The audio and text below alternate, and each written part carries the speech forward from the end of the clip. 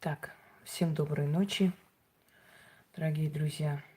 Не очень давно я провела прямой эфир, где рассказала о ваших богинях-покровительницах и каким образом их призвать, чтобы получить их помощь.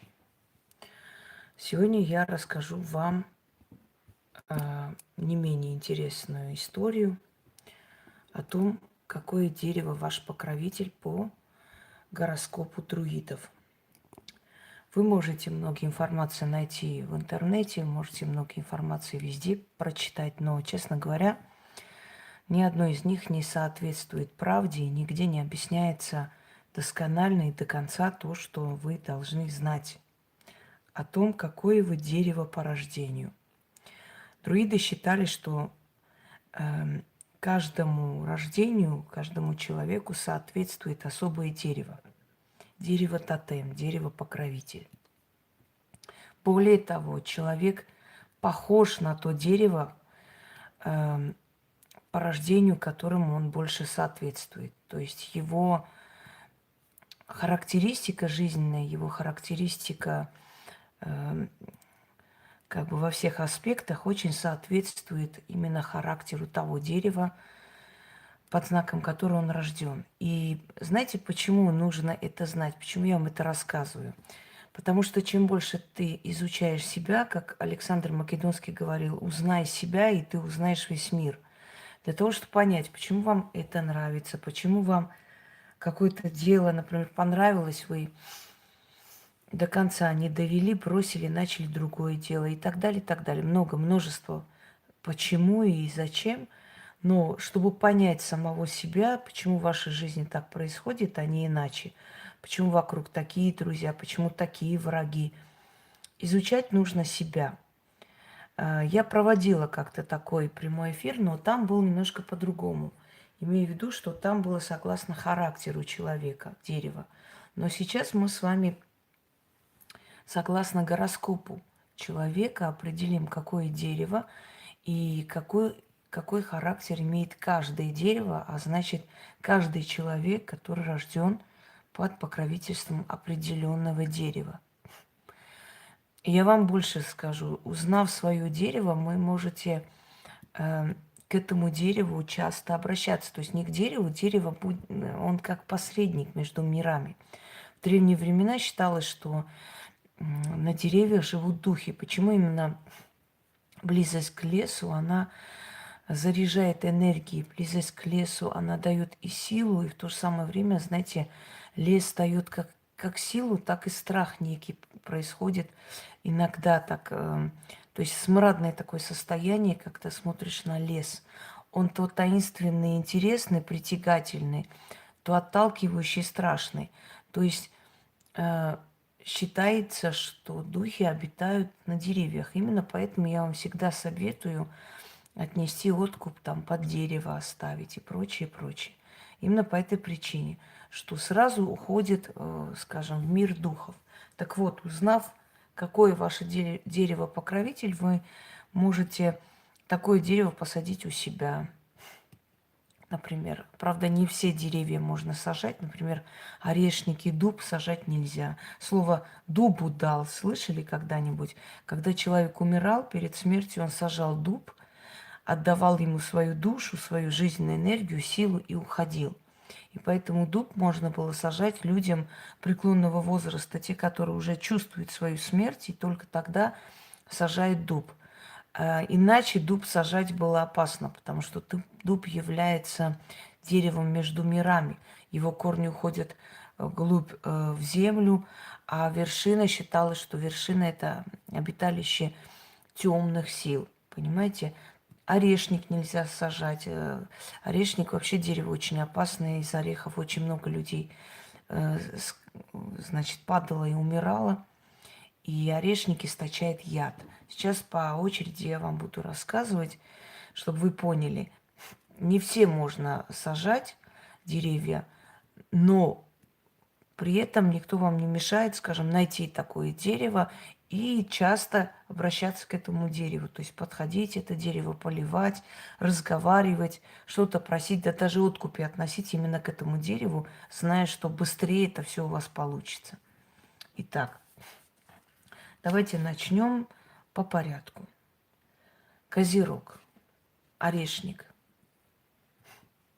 Козерог – один из самых упрямых знаков зодиака, но целеустремленный знак зодиака, знак, который требует для себя же, да, раскладывать по полочкам раскладывать все, что в жизни будет делать, значит, стремиться к четкости и прочее. Сейчас, секунду, я чуть-чуть исправлю. Здесь немного непонятно, почему так. Секунду. Сейчас.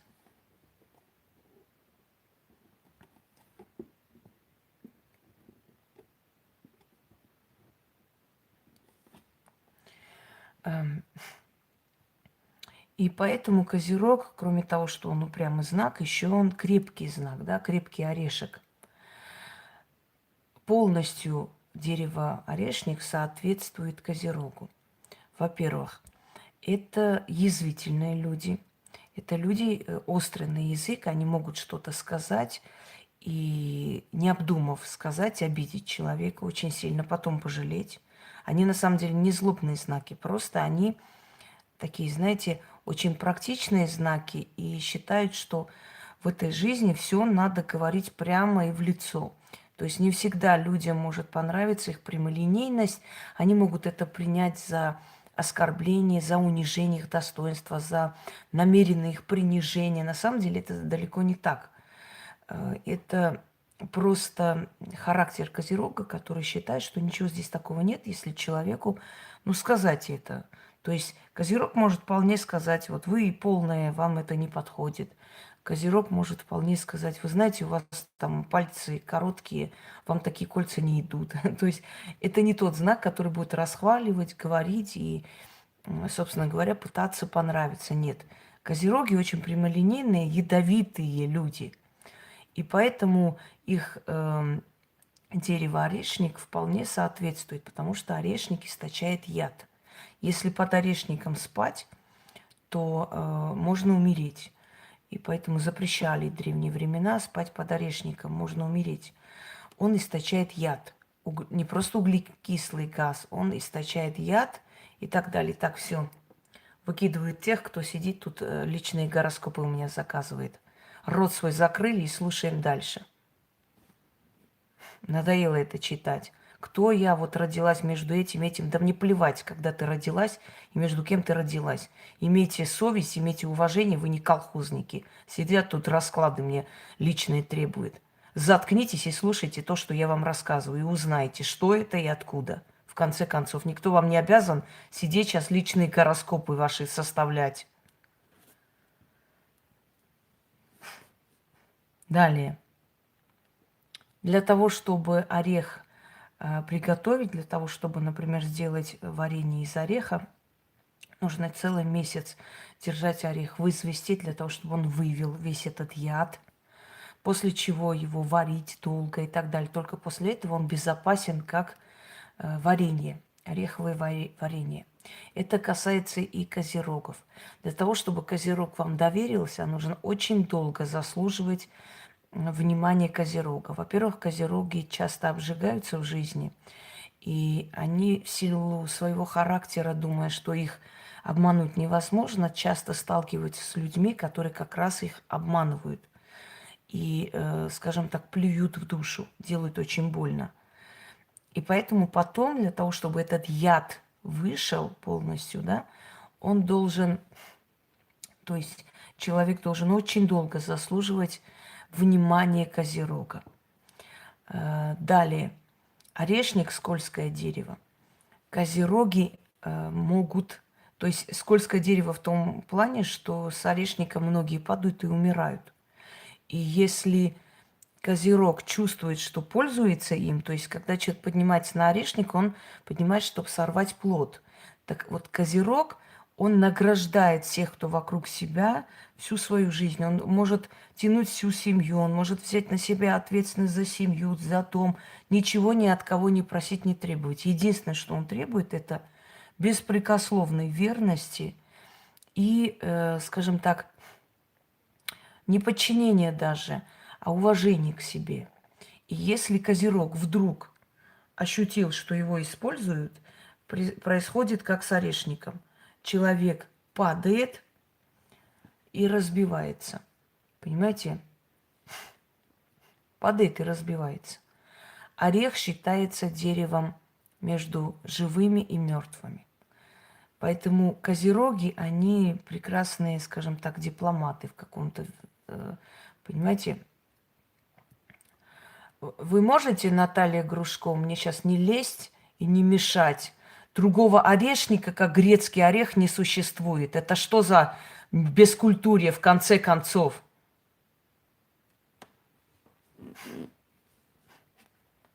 Так вот, он может быть прекрасным дипломатом, потому что любит все точки ставить на «ты», то есть расставлять все, как положено, как должно быть. Но в то же самое время, поскольку ветки ореха срываются для того, чтобы положить рядом с мертвыми, они изгоняют от мертвого тела, скажем так, насекомых, да, может плохо звучит, но в любом случае – то есть летнее время, если умирал человек, то в Греции, на Кавказе срывали ветки орешника и ложили рядом с человеком для того, чтобы, значит, он отгонял и убивал, собственно, насекомых. Это говорит о том, что козероги очень хорошие защитники. То есть они защищают даже человека, не способного жить. Вот это слово «мертвый» тоже намекает на что-то. Козероги способны воскресить, поднять, способны быть очень хорошими друзьями. То есть даже человек, который не способен ни на что, рядом с козерогом полностью защищен. Козерог будет биться за своих друзей и близких просто до смерти. Родные, близкие, мать, отец, брат, сестра, подруга, неважно. Для нее это очень священно просто, вот этот круг ее общения, поэтому она за них держится и не отпускает. Одним словом, орешник – это козерог, дорогие друзья. И все козероги, которые узнали свое дерево покровителя, сажать орешник нельзя, но если у вас рядом растет орешник, вы можете с этим орешником подружиться. Понимаете? Подружиться, скажем так. Потому что быстрее через посредника дерева, быстрее услышится ваше желание, ваша просьба. Пойдемте далее. Кипарис, водолей. Водолей, кипарис. Кипарис – это персонаж восточных поэтов. Красивых женщин сравнивали с кипарисом, да? Ты прекрасна, как кипарис, стройна, как кипарис. Кипарис считался благородным деревом. Его сажали во дворцах султанов, ханов, императоров и так далее, и так далее. Кипарис требует особого внимания. Кипарис не растет везде и всюду. Не любит общество других растений, только себе подобных окружает себя. Но если кто-либо когда-либо видел кипарис, то кипарисы держатся на расстоянии.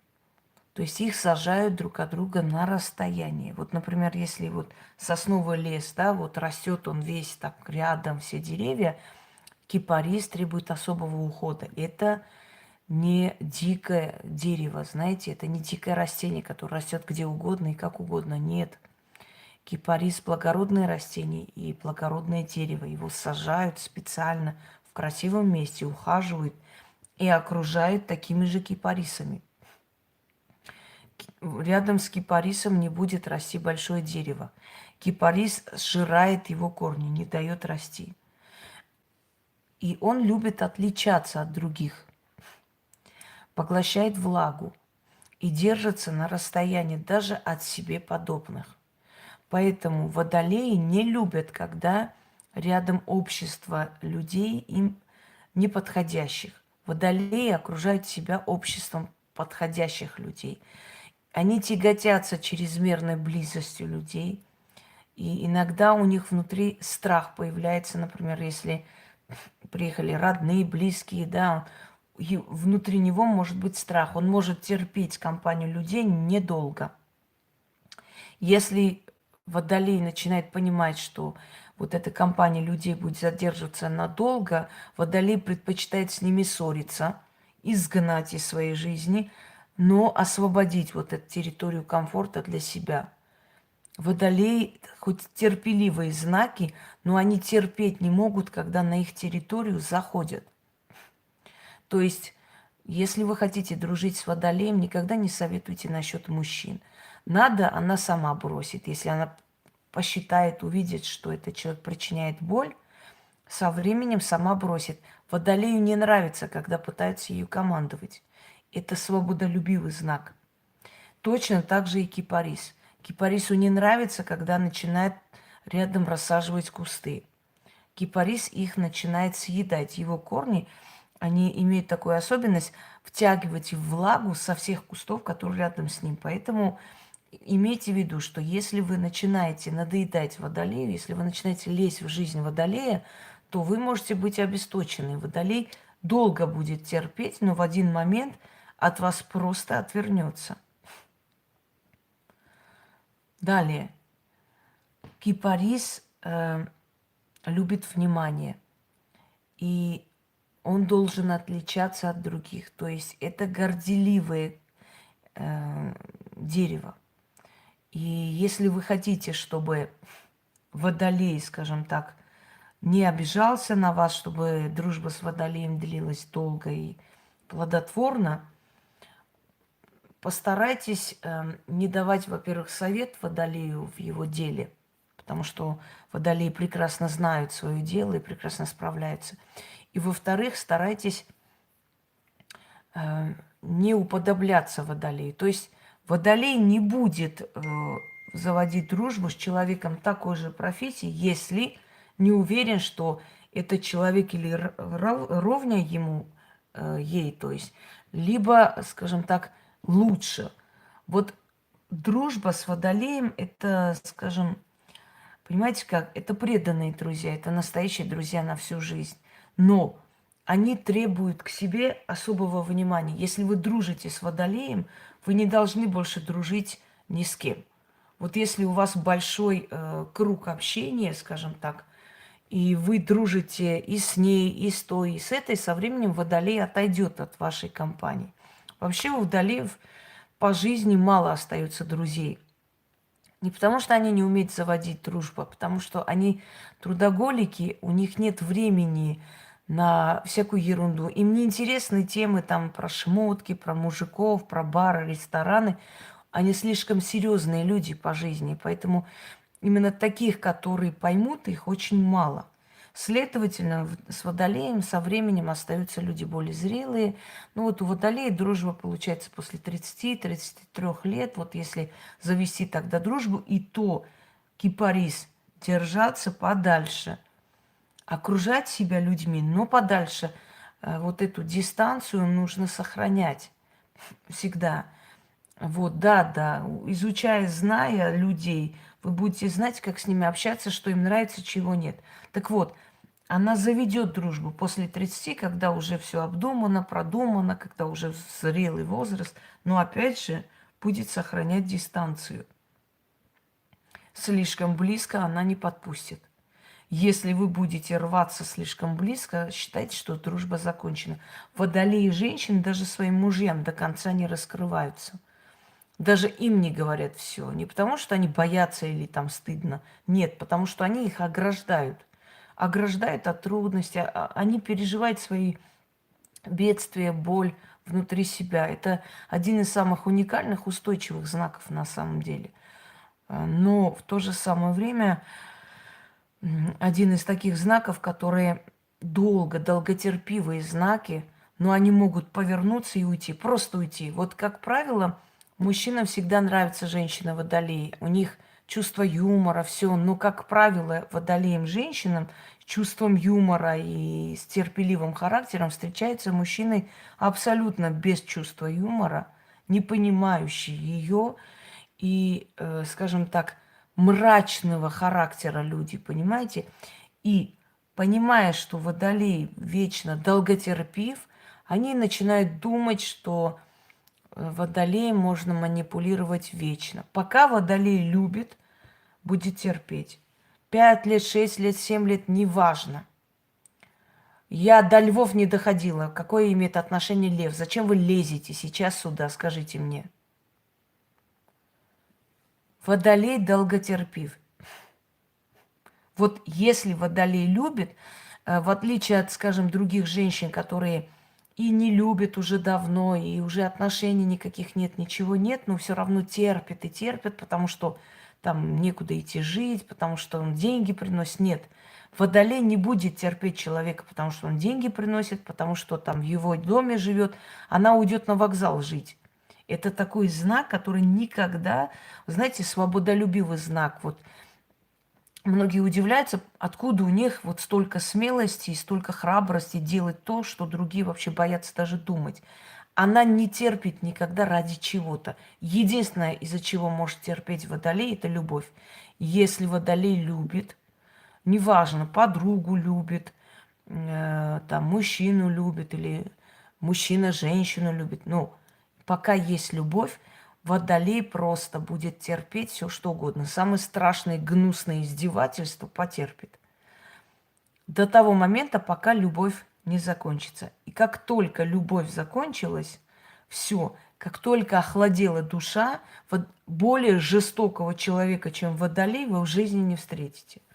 Просто вот если у других женщин есть, скажем, обратный, знаете, обратный ход, если другие женщины там на уговоры идут и так далее, водолей, если уже окончательно себя решил, если его чувства закончились, водолей очень жестокий знак.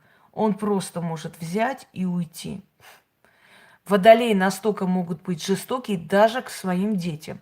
Если они без конца помогают своему ребенку, пошла нахер отсюда, я буду сейчас тебе отчитываться, как меня зовут, колхозная тварь. Если ребенок, между прочим, они замечательные матери, они просто друзья своим детям, но они могут делать своему ребенку, предположим, сыну, знаете, год, 2, 3, помогать, там преданно, все что угодно, никаких проблем у их детей нету, потому что это женщины-добытчицы.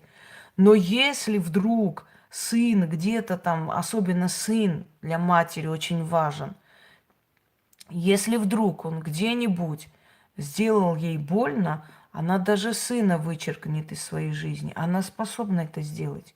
Поэтому, если вы дружите с водолеем, никогда не причиняйте боль этому человеку. Если вы не причиняете моральную боль, то это самый преданный друг, она за вас жизнь отдаст.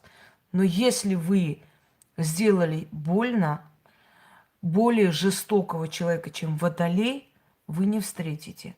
Она, она жестока не тем, что будет мстить, она не опустится до мелких мщений, нет, она просто уйдет. Вот хоть вой, хоть на колени встань потом, хоть иди вешайся, вот пофигу ей, абсолютно наплевать. Позвонит, скажет, ты знаешь, он повесился из-за тебя, скажет, да и плевать мне на него, все, до свидания. Она даже переживать не будет, я вас уверяю. Потому что если у водолея закончилось терпение, это окончательная точка. Все. Ни один водолей, ни одного мужчину не вернул в свою жизнь, ни одну подругу, предавшую, не вернул в свою жизнь никогда. Это люди, которые, уходя из дружбы или из любви, больше не возвращаются. Вода стекает, уходит, понимаете?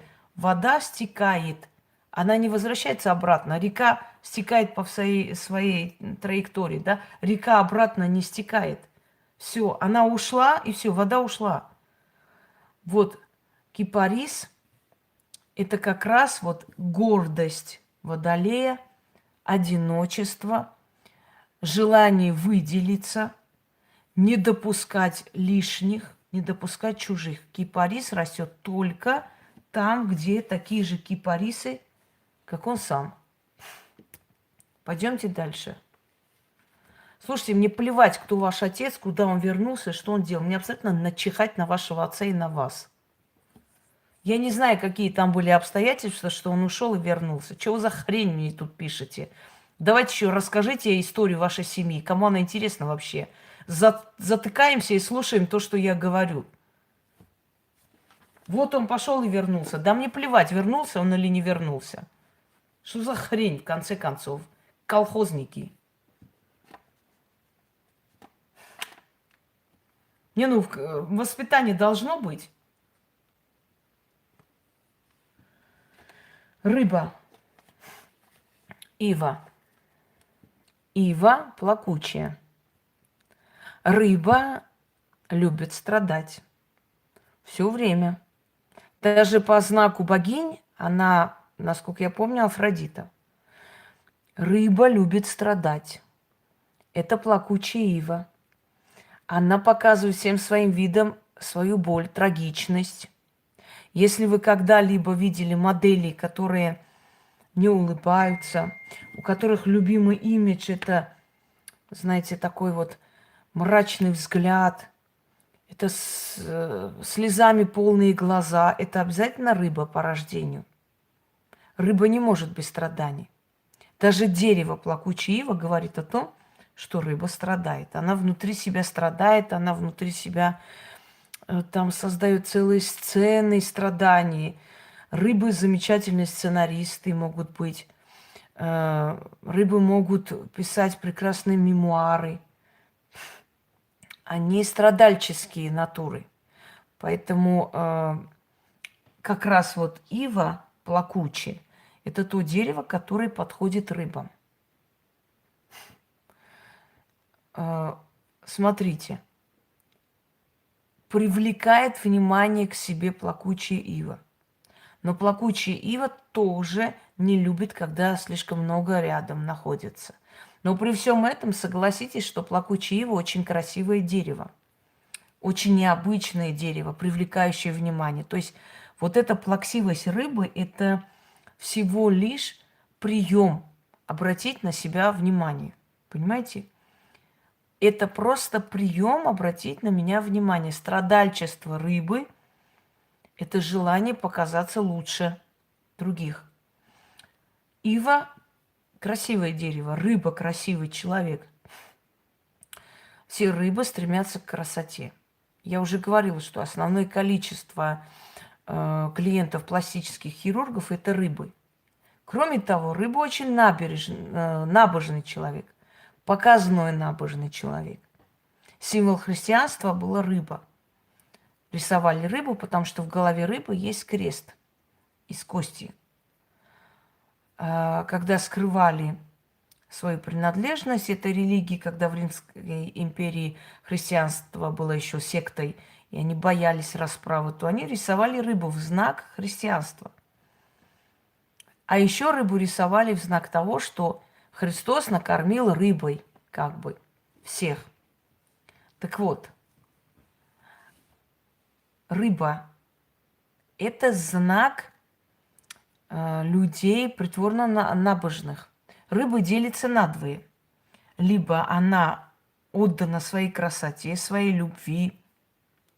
И знаете, пока не добьется мужчина, бьется как рыба об лед для того, чтобы добиться. Когда добилась, теряет интерес. Он начал гулять, она опять добивается его. Обожают они страдать. Это знак страдальческий. Но в то же самое время делится на вторую половину рыб. Это набожно верующие. И это набожные, да, люди, которые обязательно должны, опять же, показывать свою веру. Показная вера. Они верующие. До того момента, пока эта вера им выгодна и удобна. Когда интересы и вера начинает идти разными путями, вера заканчивается, остаются интересы. Ива держится возле воды. Рыба держится там, где хорошо. Вот смотрите, как только обращают внимание на рыбу, рыба будет плакать. То есть ива. Посмотрели на иву, она стоит возле реки, она плакучая. Посмотрите на нее, обратите на нее внимание. Она же плачет. Понимаете? Но она плакучая и стоит где? Там, где водные ресурсы, там, где приходят люди, животные, то есть обращает на нее внимание. Так и человек. Рыбы, которым соответствует дерево ива, они страдают тогда, когда на их страдания слишком обращают внимание. Когда нет внимания к их страданиям, они заканчиваются.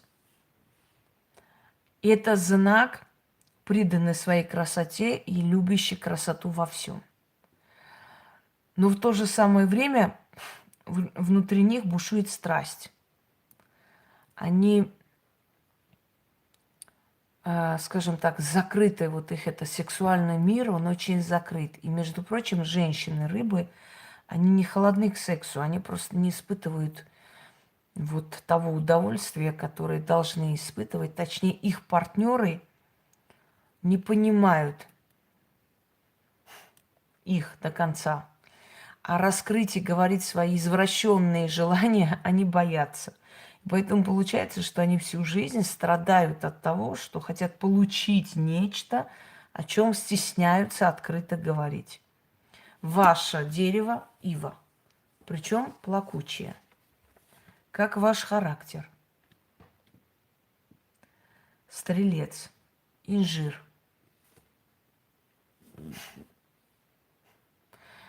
Инжир либо смоковница. Инжир любит находиться в тени других деревьев, но в то же самое время инжир дает плоды, очень вкусные плоды. Но не всем. Инжир может обжечь губы, если есть его неспелым, так и стрелец. Если стрелец не готов к серьезным отношениям, он может обжечь человека, то есть он может делать больно. Только когда стрелец готов, когда он уже созрел, тогда он дает сладкие плоды. Стрелец – знак огненный.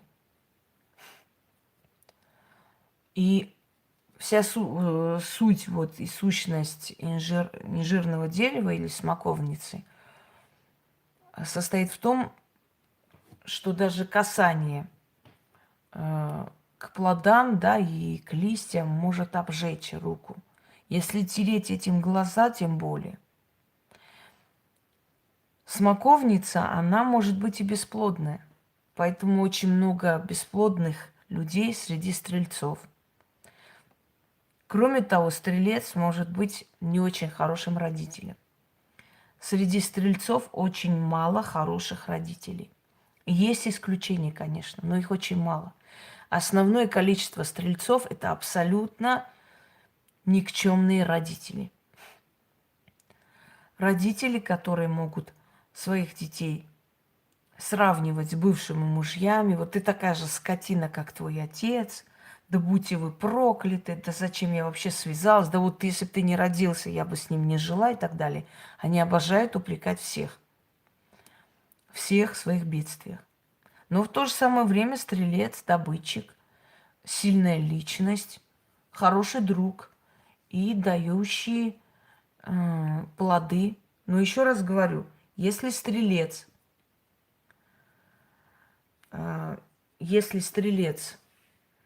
чего не подходит, я не поняла. Что чего не подходит, кому не подходит, о чем речь вообще? Если стрелец, скажем так, дошел до этих отношений, если он созрел до этих отношений, значит, отношения будут замечательные. Если не созрел, значит, он обожжет вас.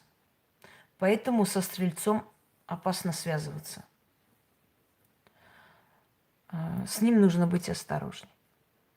Но единственное, что я вам говорю, большее количество бесплодных женщин, большее количество нерадивых мам, большее количество отцов, которые бросают своих детей, это именно стрельцы. Вот это единственное, что их сразу же выявляет. Это бесплодные люди. Они не есть хорошие родители от природы.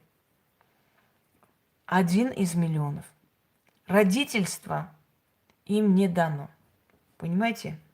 Что там говорится, я не поняла. Так, выкидываю ее. Пойдемте далее. Скорпион. Каштан. Каштановое дерево.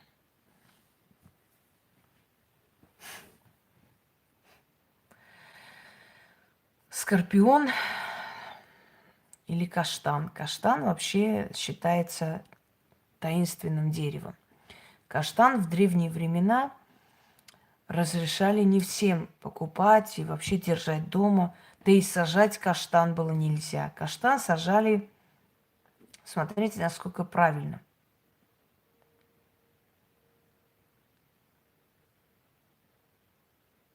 Что там звуки? По знаку богини. Послушайте, уважаемая Лариса, нас не волнует абсолютно, что вы отдадите и за кого отдадите. Вообще не интересует. Я вас попрошу вообще всех тут комментарий не оставлять. Мне вообще не интересует, кто отдаст душу за своих детей и кто не отдаст. Вы меня слышите или нет? Вообще не волнует ни секунды. Я говорю, что подходит 99% людям. Из каждого правила есть исключение, и исключение подтверждает правило. Я вас попрошу здесь комментарии не оставлять. Если вы прослушали и что-то вам не понравилось, или вам кажется, что это не так, это ваши личные проблемы. Вообще никого не волнует, что у вас в вашей жизни происходит, так это или нет. Вообще никого это не интересует абсолютно. Это ваша личная жизнь. Я говорю о том, чтобы люди знали, какое дерево по рождению им соответствует, что у них сходится с этим характером того же дерева и прочее, прочее. А у кого есть исключение из правил, вообще никого не интересует абсолютно. Вы здесь пишете, что вы отдадите душу за своих детей, но мы знать не знаем, это так или нет. Это вам так кажется. Понимаете? Это вам так кажется, что вы отдадите душу и что вы именно такая мать. Но очень может быть, что, например, люди, которые вас знают, могут сказать совершенно обратное про вас. Ко мне приходили женщины, которые говорили: я там, пожалуйста, посмотрите, наколдовала невестка, я же мать, я же хорошая мать, вот я столько сделала для них. И я смотрела на них и говорила: вы абсолютно не мать и не человек и не женщина.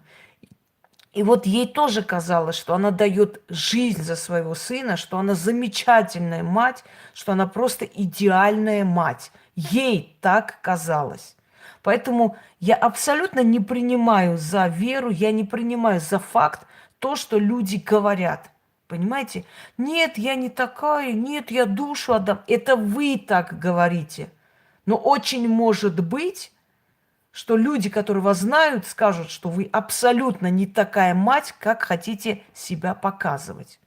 Потому что если я такая, мне все равно, какой гороскоп что говорит. Я знаю про себя, и мне этого достаточно.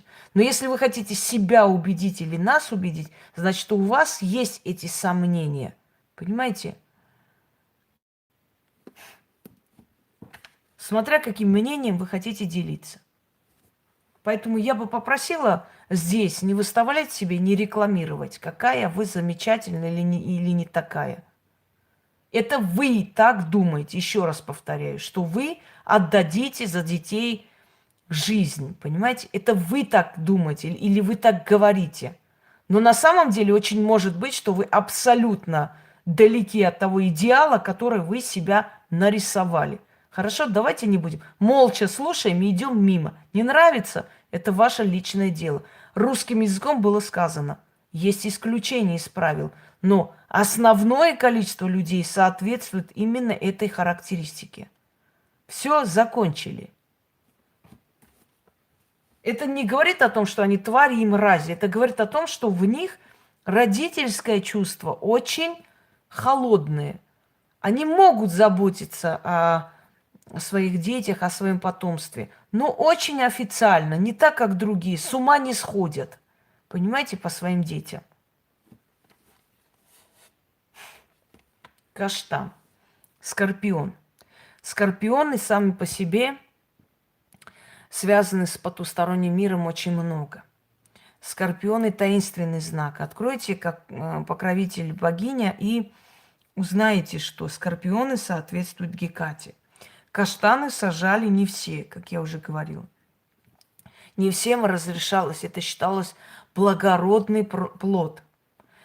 И сквер перед храмом Гекаты это был каштановый сквер. Везде возле храма Гекаты росли каштаны. Каштан считался деревом мертвых, потому что считалось, что от мертвых она берет свою силу. Поэтому она такая темная, поэтому у нее специфический вкус. Но каштан лечит от многих болезней. Каштан лечит от многих болезней и является народным средством. Это говорит о том, что невзирая на свой характер, а скорпион жалит и себя, и других, скорпион может быть еще и человеком, который станет спасением для кого-то. Далее. Каштан не любит рядом деревья. Уничтожит любое дерево. Высасывает сок из любого дерева. Поэтому рядом с каштаном ничего не растет. Это могучее большое дерево, которое любит свободу, свою территорию и только себя. Далее.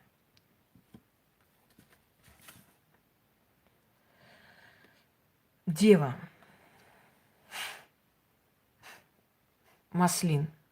Дерево маслина.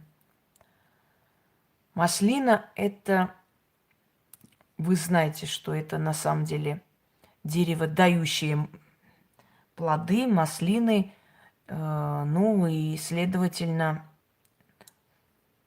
оливковое дерево, да, поняли, маслины, и дающие, скажем, масло, оливковое масло, которое ценилось. Но оливковое масло, оно, знаете, в малом количестве. Больше масла подсолнечное и меньше масла оливковое, потому что это очень дорогой продукт. Вот точно так же дева. Внимание девы – очень дорогой продукт. Это люди, которые только под давлением дают определенную радость другим. Какая разница, растут они в России или не растут? Что за хрень? Причем здесь маслины растут в России? Ну что это за, в конце концов?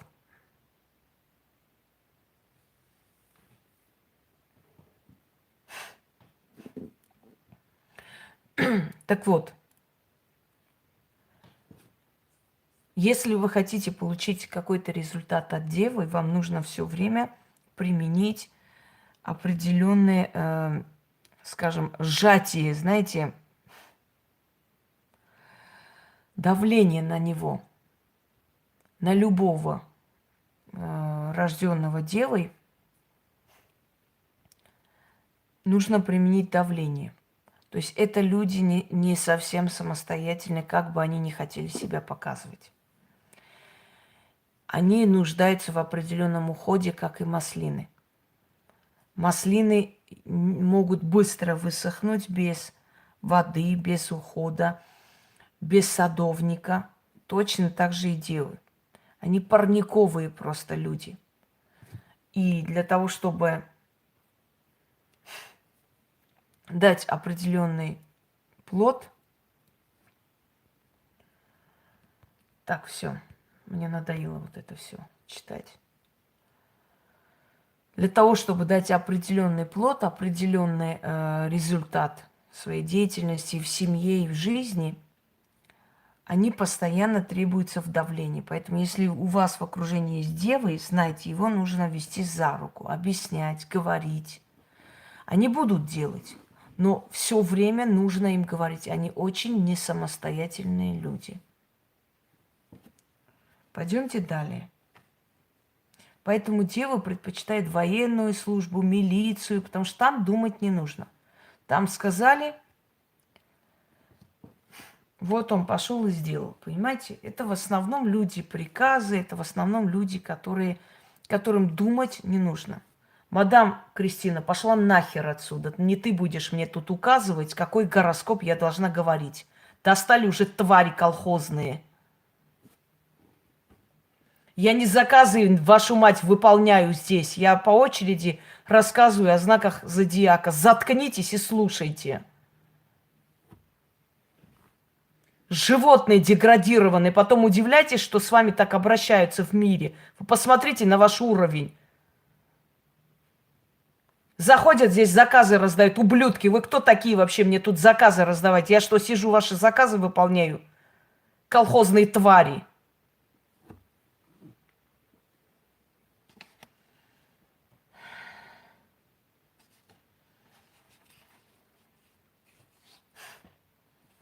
Твари колхозные. Потом удивитесь, что вот так вот с нами обращают. Да правильно делаю, татара.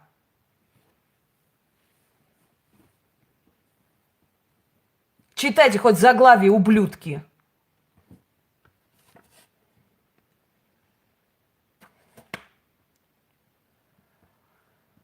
Лев. Тополь. Тополь любит не просто одиночество. Тополь любит, он стремится к свету. Поскольку главный тотем льва, покровитель льва – это солнце, то тополь стремится к солнцу. Лев – это сосредоточенность на себе, это желание выделиться. Нету просто вот таких львов средненьких, таких львы все яркие личности. Но есть одно но. Львы могут начать пить. Если львы начинают пить, особенно женщин касается львов, они любят пить. Они пьют из-за неустроенности, из-за усталости в жизни, много чего. Так вот, если львы начинают пить, их жизнь катится под откос, потому что львы очень трезвые люди, трезвомыслящие. И решение в их жизнь приходит только через трезвость, через абсолютную трезвость и расчет. И для этого они должны исключить просто из своей жизни абсолютно алкоголь в трудные минуты, то есть минуты такие отчаяния, не пить не должны. Только тогда придет им правильное решение. Они должны исключить момент отчаяния, потому что лев, когда отчаивается, он погибает. Он поддается всеобщей панике. Закройте рты, пожалуйста. Если чего-то не было, перемотайте, послушайте, было или не было. Эфир смотрит больше людей. Пошли вон. Чистки теперь, иди сиди и скажи, где чистки найти.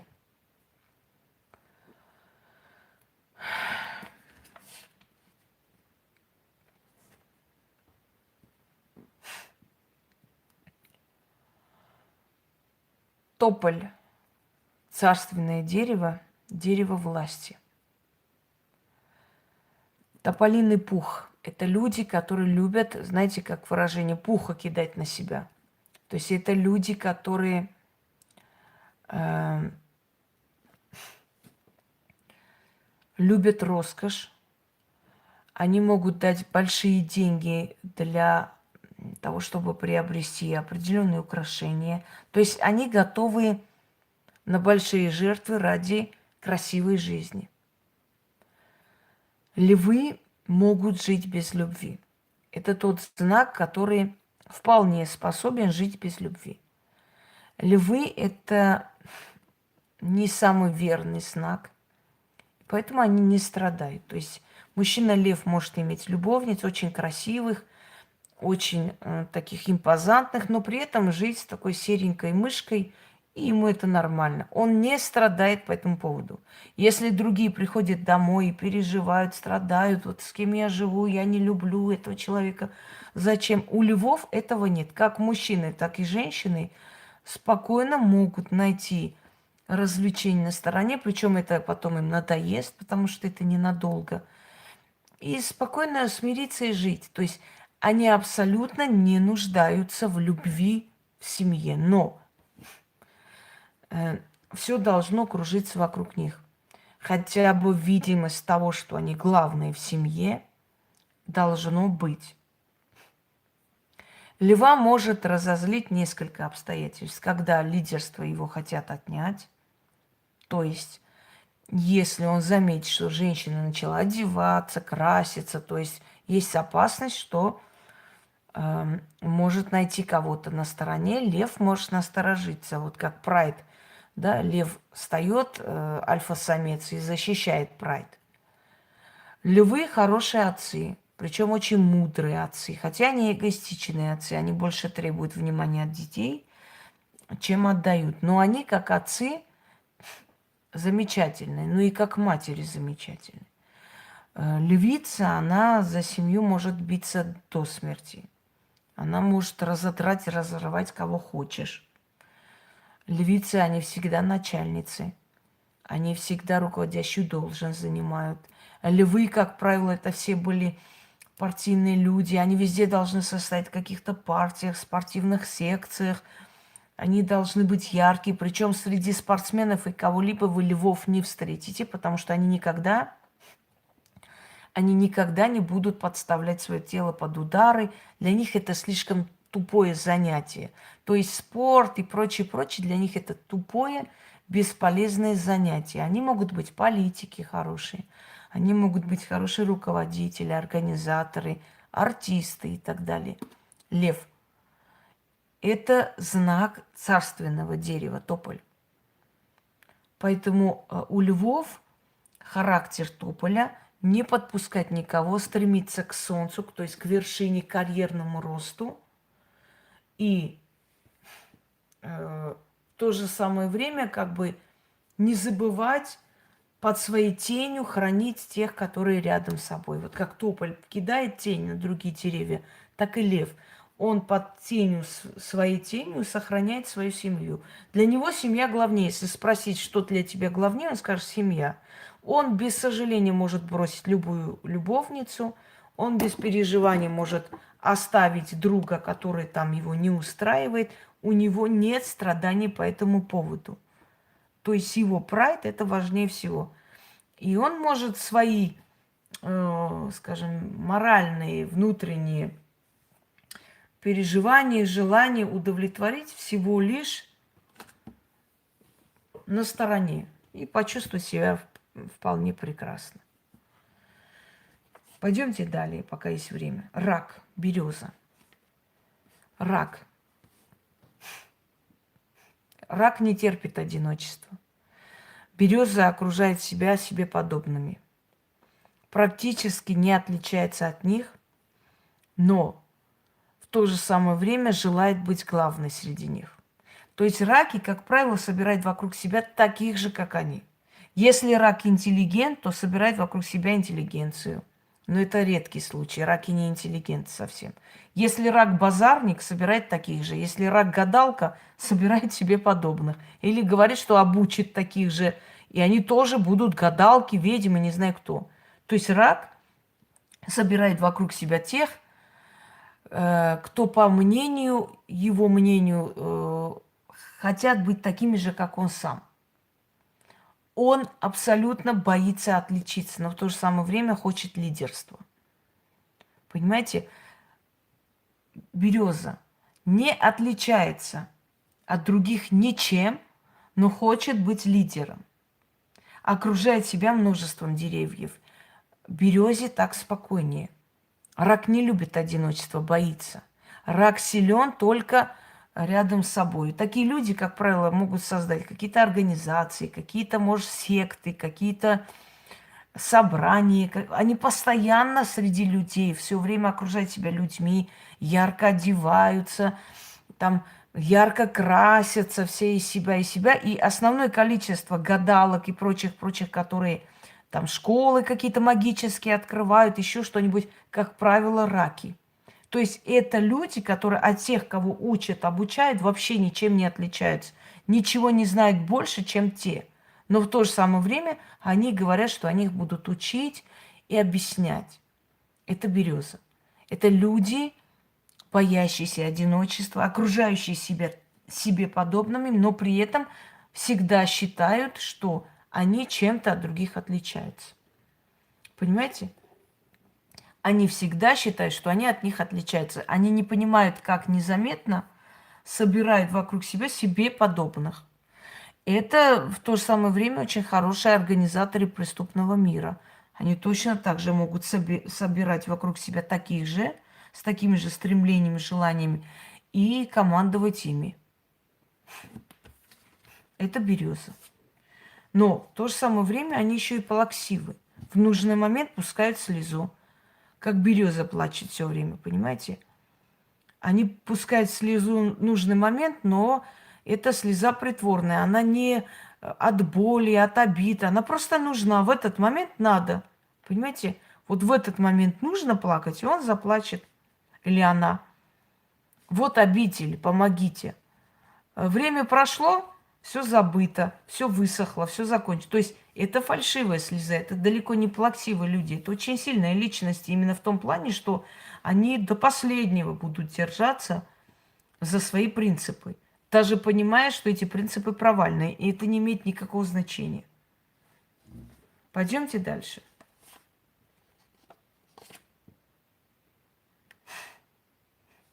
Близнецы, пихта. Пихта – это маленький куст, как правило.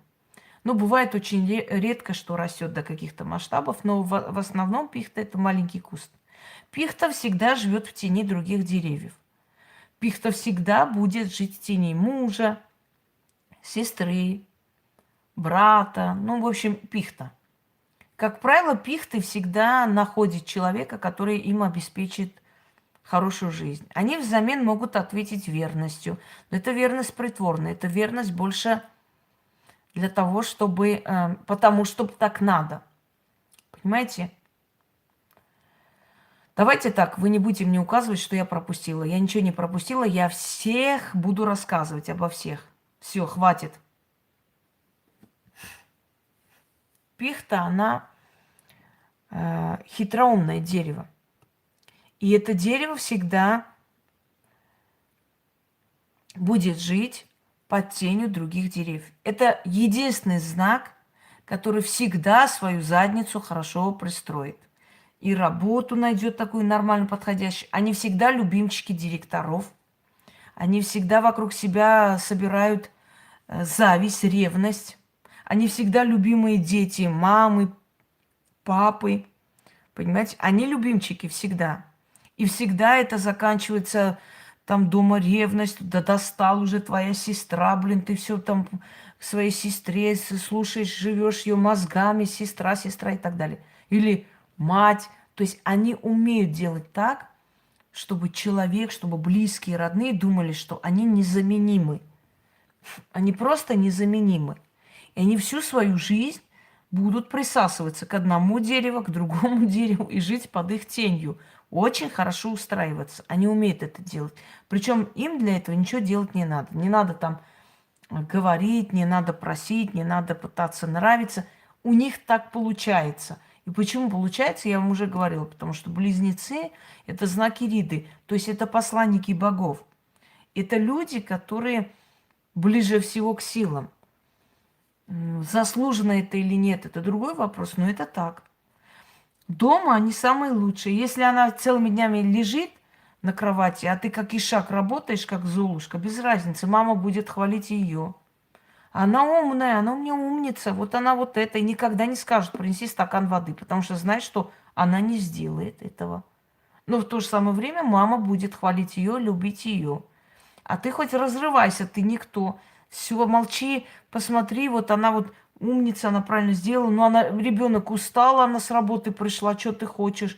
Она кушать хочет, ну приберись, что здесь там, тяжело тебе, что ли, ребенок устала и так далее. То есть их энергетика от рождения– это быть любимчиками всю свою жизнь.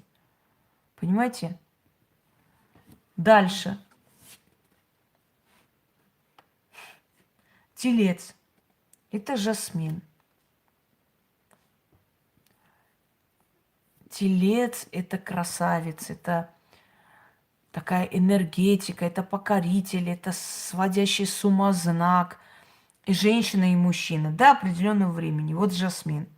Очень красиво, очень пахучее растение, да, дерево, привлекающее пчел и не только. Но до определенного момента вся эта красота тельца обманчива.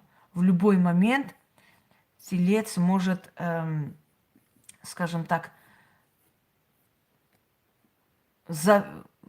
увидать для вас. То есть в любой момент его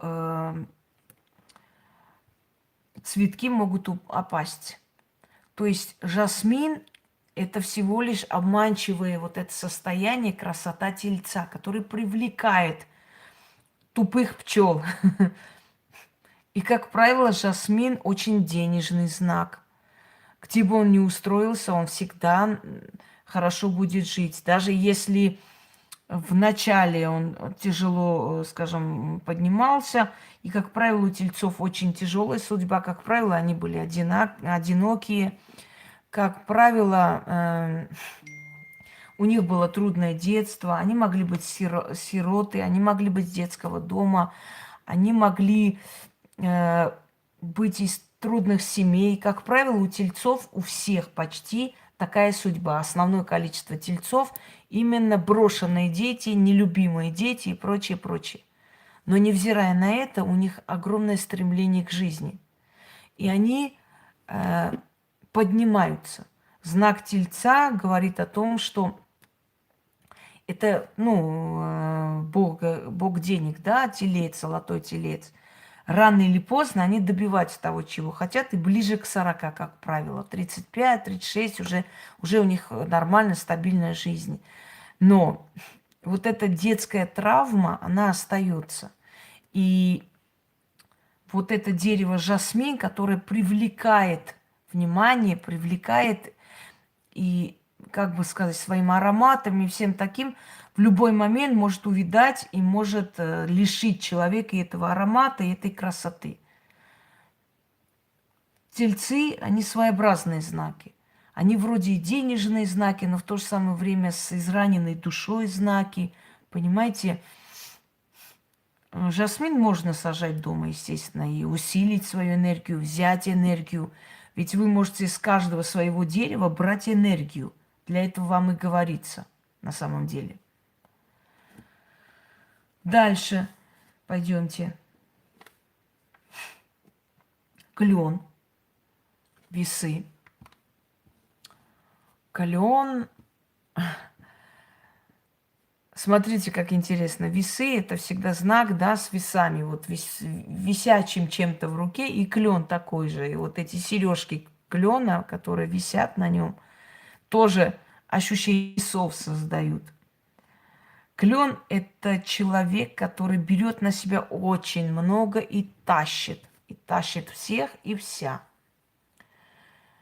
Тащит детей до уже такого возраста солидного. Тащит мужа, тащит любовника, тащит свекровь и прочее, прочее. Сама справедливость. Она же не бросит человека в трудную минуту. Она же не сделает, понимаете, больно человеку. Она же вся справедливая. Клен. Клен награждает людей тенью, награждает людей плодами. И в то же самое время клен весь обвешанный проблемами. Это люди, которые обвешаны проблемами. Основное количество этих проблем не принадлежит им. То есть это не их проблемы. Они тащат чужие проблемы. И им стыдно их бросить. Потому что несправедливо же, чтобы человек страдал. Вот человек не заслуживает, жалко его, надо помочь. И поэтому клены всю свою жизнь вот такие, знаете, многострадальные люди. Но из-за этого они рано стареют. Очень много заболевших именно онкологией, именно весы. Потому что онкологией, как правило, болеют люди, которые много отдают за жизнь людям, но ничего обратно не получают. Понимаете? Они энергию отдают, обесточиваются, обратно ничего не берут. Как правило, весы – это хорошие снохи, которым вся родня приезжала, все сидели, ха-ха, хихи, пили, гуляли. Утром она вставала, готовила, до утра мыла посуду, чистила, ничего не говорила, молчала, потому что я же здесь сноха, это справедливо, я жена, я мать, я должна делать. То есть это знак, который себе говорит только одно: я должна, я обязана, я же вот я могу, я сильная и прочее, прочее. Поэтому будьте осторожны, уважаемые клены. Такие люди рано умирают, потому что берут на себя очень много и тащат всех. Сильный человек, я вам повторяю, это не тот, который за всех делает. Тот, который за всех делает, он удобный человек, он всем удобный. Сильный – это тот, который может заставить всех делать, как он хочет. Вот тогда он сильный человек. Понимаете? Всем давать свои распоряжения. Но есть исключения среди весов. После 40 лет они могут стряхнуть с себя вот эти все вот сережки и совсем по-другому начать жить. И тогда кленов не узнают. Они резко меняют общение, резко меняют круг друзей, резко все меняют, резко все выкидывают в стороны и начинают совершенно другую жизнь. И, как правило, клены всю свою жизнь тащат еще груз родителей. Они считают себя виноватыми в бедствиях родителей, потому что, как правило, кленам попадаются такие родители, которые говорят все время: вот ты родилась, поэтому я не вышла замуж, я посвятила свою жизнь тебе. То есть они манипулируют кленом, понимаете, манипулируют тем, что вот ради тебя, для тебя я живу, для тебя делаю и так далее.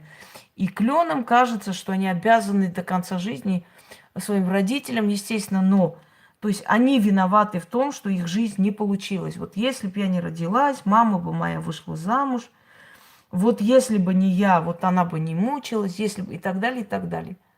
Они просто всю жизнь тащат этот груз и чувство вины, потому что в них чрезмерно обостренное чувство справедливости. И это просто доходит уже иногда до одержимости. Так нельзя жить. Поэтому придите в себя и откиньте эти все сережки к чертовой матери, иначе сойдете с ума. Теперь пойдемте далее. Овен. Овен – это один из самых сильных энергетических знаков мироздания, природы. Овен, как говорится, баран, он и есть баран. И он всегда прав, и с ним спорить бесполезно. Но в то же самое время Овен, вот какой упорностью он спорит и настаивает, с такой же упорностью он будет сохранять свою семью, он будет с такой же упорностью любить. Они агрессивны во всем. Агрессивны в споре, агрессивны в дружбе, агрессивны во вражде, агрессивны в любви. Они во всем агрессивны. Поэтому любую свою сферу деятельности жизни, да, любую сторону жизни, они агрессивно поддерживают. И они реально умеют любить. Этот знак может ради любви пойти на все. Просто самозабвенно, хоть все продать, все отдать, хоть почку продать, там, если нужно. Он на все пойдет, он умеет любить. Овен– это дуб. Дуб, который ничем не сдвинуть с места. Дуб, который становится как бы посредником между миром живых и миром мертвых. Но в то же самое время, дорогие друзья, как правило, у Овна далекие предки или близкие предки обязательно занимались магией. У Овна всегда в родословной есть знахари. Еще раз говорю, может быть, далекие предки, но всегда есть. Овен– это некий магический знак. И невзирая ни на что, он в любой момент найдет себе спасение. Овен– это человек, который и сам ест, и другим дает работу. Как правило, это хорошие организаторы, там прорабы, бригадиры и так далее, и так далее. То есть это люди, которые вокруг себя собирают, они могут найти работу, они могут дать работу людям, но при этом получая свои проценты и так далее, и так далее. То есть это те люди, которые обеспечивают и других желудей, да, которые питаются весь лес. Значит, живущие птицы и прочее на дубе. Дуб– это огромная сила. Сила, которая кормит и себя, и других. То есть это дерево непоколебимое, никакой ветер его не снесет, не сметет. Да, врачи не признают, это есть такое, но в любом случае они очень разумны. Так вот, если ваш партнер Овен, невзирая на его вот эту вот упертость, вы можете надеяться, что рядом с вами просто железная стена. И бояться вам нечего. Просто это и как друг, и как супруг, и как супруга. Это очень надежные люди. Если это мужчины, у них есть походы налево, но никогда в жизни они не станут выше жены. То есть это люди, которые никогда свою семью не бросят. И они замечательные отцы и замечательные матери. Невзирая на свои какие-то развлечения в сторону, эти люди никогда не предпочтут кого-либо или временные какие-то там утехи своей семье. Понимаете? Никогда. Это нереально. Для них семья священна. Женщина, которую они выбирают на всю жизнь. И это люди, которые до последнего будут за свою семью биться. Это дуб. Мудрость, сила, спокойствие и надежность. Знак, который может перевернуть очень многое в жизни. Так вот, вот знак Овна– это дуб. Любой из вас от своего дерева могут получить энергию. Любой из вас может знать свой характер и понять, почему он так поступает в той или иной ситуации. И тотемное дерево каждого из вас, собственно говоря, я раскрыла. Все, дорогие друзья, на этом все, потому что у меня садится батарея, я должна еще кое-что снять, не знаю. Если у меня будет силы, значит сниму. Всем удачи!